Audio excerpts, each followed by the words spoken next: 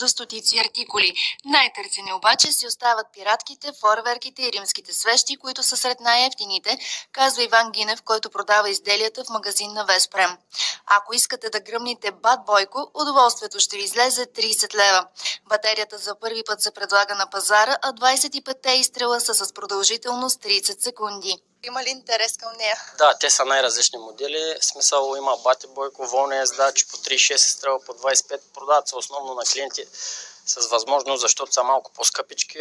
Хубаво е да се ползват на открити пространства и смисъл не могат да се употребяват от тераси. Има фойерверки, които са специално за закрити помещения и такива, които се поставят на открито.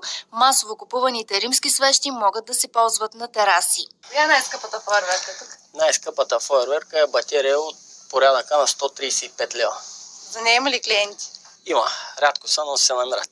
За да гарантирате своята безопасност, е задължително да спазвате инструкциите, обозначени на всяко едно изделие. Те трябва да се отдалечат не по-малко 5 метра от употребяваното изделие.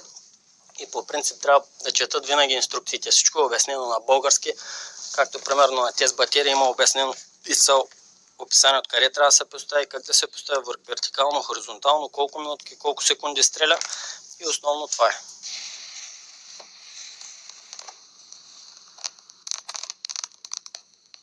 От полицията предупредиха, че търговските обекти са започнали проверки за недопускане продажбата на пиротехнически изделия без съответните разрешения, нестандартни опаковки, без сертификат за качество издаден от производителя или непридружени от инструкции за употреба на български език.